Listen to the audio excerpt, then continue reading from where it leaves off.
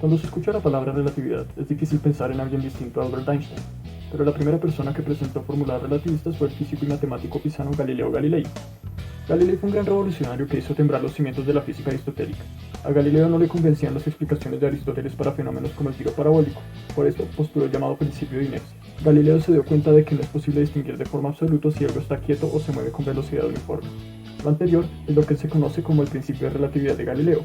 A partir de estas ideas es necesario especificar un marco o sistema de referencia para poder hablar de movimiento o reposo. Tiempo después, se introdujeron las transformaciones de Galileo que relacionan las posiciones y velocidades de un cuerpo según dos marcos de referencia distintos.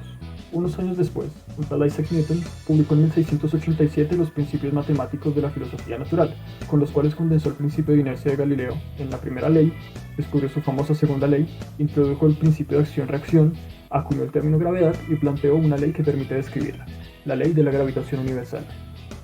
El siglo XIX marcó otra hermosa época para la física. El físico escocés James Clerk Maxwell publicó en 1865 una teoría dinámica del campo electromagnético, artículo donde formuló las ecuaciones de Maxwell que son la base matemática de la teoría clásica del electromagnetismo.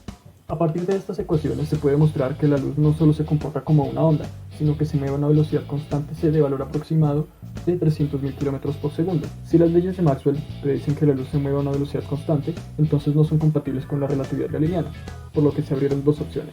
Las ecuaciones de Maxwell son incorrectas o hay un sistema privilegiado desconocido que es el que describe las ecuaciones de Maxwell para el cual la luz se mueve a una velocidad constante c. Debido al éxito de las ecuaciones de Maxwell, la comunidad científica apostó por la segunda opción y plantearon la existencia de este sistema absoluto privilegiado al que llamaron éter. Para finales del siglo esta idea sería más que vigente, y para probarla, Albert Michelson y Edward Morley idearon en 1887 un experimento con el cual planeaban medir la velocidad de la luz respecto al éter para rayos que viajaban en direcciones distintas. Fue que tras repetirse el experimento numerosas veces y hacerlo en distintas épocas del año, se encontraban siempre con la misma respuesta. La velocidad de la luz era la misma para todas las direcciones. En 1889, George Francis Fitzgerald se dio cuenta de que si los cuerpos se contrajeran espacialmente en su dirección de movimiento, se podrían explicar los nulos resultados del experimento de Michelson-Morley. En 1892, Henrik Lorentz descubrió que se podía hacer una transición entre marcos con la introducción de un tiempo local, con el cual pudo explicar fenómenos como la aberración de la luz emitida por los cuerpos celestes. Las ideas de Lorentz fueron eventualmente usadas por Henri Poincaré en 1900 para demostrar que dos relojes en movimiento se podían sincronizar con la emisión de señales de luz. Además, Poincaré discutió los problemas con la simultaneidad entre dos eventos, planteó el principio de relatividad especial y con sus grandes cualidades para las matemáticas formuló las transformaciones de Lorentz como las conocemos actualmente. Estas transformaciones son muy similares a las galileanas, solo que incluyen el factor gamma que cambia drásticamente los efectos en función de la velocidad del cuerpo.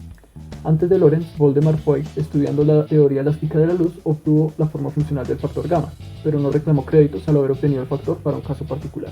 Es entonces cuando aparece el héroe de esta historia de más de 300 años. Este joven, conocido como Albert Einstein, estaba de acuerdo con la postura de físicos como Ernst Mach, quien era un conocido crítico de las ideas del espacio y tiempo de Newton y, como no, estaba en desacuerdo con la existencia del éter.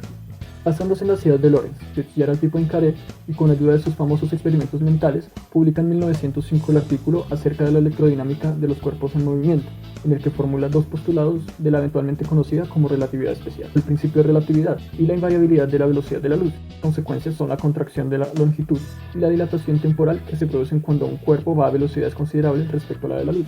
Si el tiempo no es absoluto como lo dice la relatividad especial, entonces la mecánica de Newton y Galileo no es compatible con fenómenos electromagnéticos.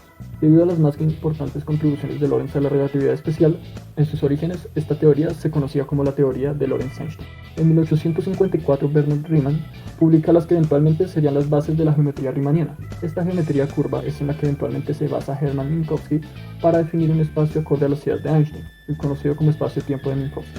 Otro hallazgo de gran importancia por parte de Einstein en su artículo de 1905 fue la conocida como equivalencia masa y energía, una ecuación que relaciona la masa y la energía con el cuadrado de la velocidad de la luz, encontrando así la famosa fórmula E igual a mc al cuadrado.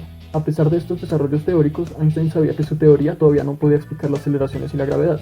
Analizando los postulados de Newton, se dio cuenta de que la masa inercial y la masa gravitatoria que aparece en la ley de la gravitación universal aparentemente eran iguales.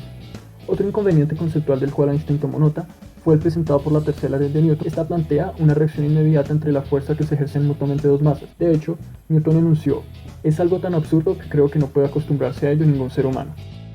En 1907, Einstein tuvo el que llamaría el pensamiento más feliz de su vida. Se imaginó qué pasaría si estuviera en caída libre. Se dio cuenta de que no sentiría su propio peso, es decir, que estaría en un estado de ingravidez. y que sería imposible para un observador distinguir si estaba siendo acelerado uniformemente o si estaba en caída libre bajo el efecto de un campo gravitatorio. Este postulado se conoce como el principio de equivalencia. En este artículo también predijo la dilatación temporal debido a campos gravitatorios. Para 1911, Einstein de nuevo se dio cuenta de que la luz también se curva por efectos gravitacionales, lo que muestra que no solo la masa obedece a este tipo de interacción, sino que la energía también. Solo faltaba un paso más para completar la teoría, un último escalón que iba de la mano con las formulaciones geométricas de Riemann y que Einstein explotaría en su máximo esplendor.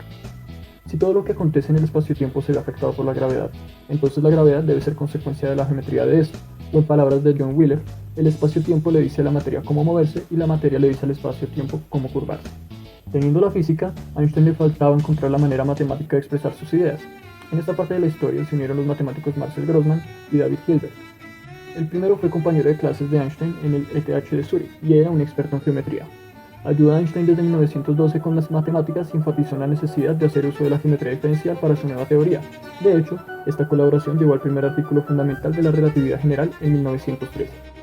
El segundo era el matemático más importante de su época, y a partir de 1912 decidió enfocar sus esfuerzos hacia la física. Para finales de 1915, tanto Hilbert como Einstein habían derivado las ecuaciones de campo de la gravitación, finalizando así la teoría general de la relatividad. A pesar de que se dice que Hilbert acabó primero, este dio el crédito a Einstein, ya que, según él, Einstein fue el fundador de la teoría. Para 1916 ya se tenían las ecuaciones de campo, pero al ser ecuaciones no lineales, es muy difícil encontrar sus soluciones. La primera persona que dio una solución no trivial fue el físico y astrónomo alemán Karl Schwarzschild, quien publicó una solución exacta para el caso de un objeto masivo con simetría esférica. En 1922, Alexander Friedman encontró una solución en la que planteaba un universo dinámico. Después de esta, Georges Lemaitre derivó la solución para un universo en expansión. Esta solución tomó fuerza tras los hallazgos de Edwin Hubble en 1929 acerca de la expansión del universo. Esta teoría era muy avanzada para su época, por lo que resultaba de gran importancia encontrar maneras de probarla. Tras un intento fallido en 1918 por malas condiciones meteorológicas, Sir Arthur Eddington confirmó en 1919 las predicciones de Einstein en su expedición a la isla de Príncipe en el oeste africano, al observar el eclipse solar del 8 de junio. Otra prueba contundente se obtuvo en el 2015, cuando en el laboratorio LIGO se confirmó la existencia de las ondas gravitacionales que predice la relatividad general. El 10 de abril del 2019 se tomó la primera foto de un agujero negro. Se trataba del agujero negro supermasivo en el centro de la galaxia Messier 87. Con la creciente fama de la mecánica cuántica surgió el interés de unirla con la relatividad general. Al día de hoy solo se ha logrado combinar bajo los postulados de la relatividad especial. Unir la cuántica y la gravedad, entender cómo se comporta la física desde lo más pequeño hasta lo más grande a partir de una ecuación, sigue siendo el santo grial de la física. Desde que ambas se formularon, las mentes más grandes de la física lo han intentado, incluyendo al mismísimo Einstein, quien moriría en 1955.